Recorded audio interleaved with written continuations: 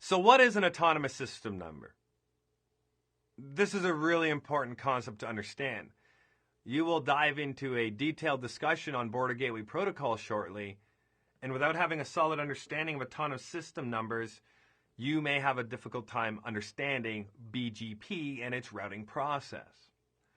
So an autonomous system number is, as you can see here, a collection of routing prefixes that are under the same administrative control. So let's look down here at Autonomous System 65100. Autonomous System 65100, inside of this autonomous system, we're going to have routing prefixes. And we have all these routers. So all of the routers and all of the prefixes these routers know about are under the same administrative control. Meaning, for example, your organization. That's really what it boils down to. So pretend Autonomous System 65100 is your organization under your control. That is your autonomous system number. So what's going on over here? Well, you are connected up to your ISP, your internet service provider. All of these routers in Autonomous System 65200, all of the prefixes in that autonomous system are underneath your ISP's administrative control. So that's their autonomous system. That's your autonomous system.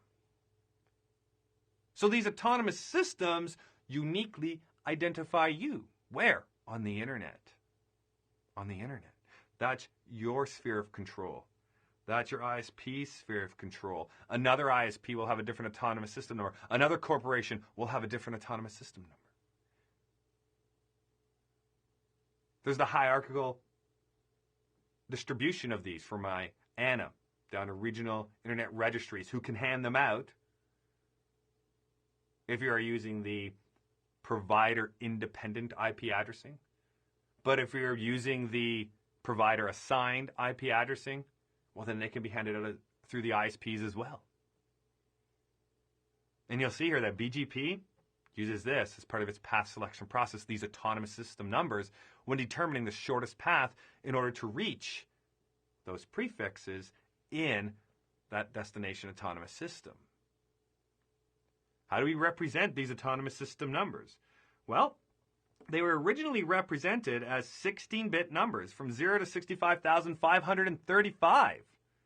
And there was a private range within that from 64,512 to 65,534. That private range is not usable on the internet. Therefore, you could use it for documentation purposes, maybe lab environments. It's not usable on the internet. Also, 0 and 65,535 are reserved by IANA, and you cannot use them either. So we have just a little bit less than 65,536 possible autonomous system numbers that we can use on the internet. We are running out, we have run out. Why? Because of all the organizations that are connected to the internet. All of them that need an autonomous system number. As a result, in 2007, they came up with a 32-bit format to represent these autonomous system numbers.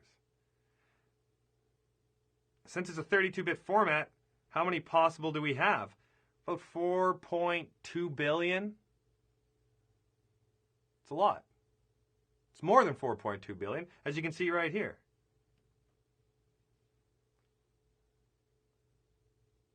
And it's represented as such. A 16-bit number followed by a period followed by another 16-bit number. So traditionally, you may have had an autonomous system of 16,750. Well, that is truly now represented as 0.16,750. And then from there, once we start putting a 1 here through 65,535 as an example, well, then what does that mean? It means that we are now into that expanded range. We are now beyond our normal autonomous system numbering. So if you ever see a number like this for autonomous systems, don't panic, don't worry. It's just the 16-bit dot 16-bit representation of an autonomous system number that might appear as such. 4-point-something billion, or 3.9 billion, or 16 billion. Nope, that's too high. Or 3 billion. My math's off right now. But we can also see that we have some private use here as well, from 4.2 billion right up to 4.294 billion. Those are reserved for private use.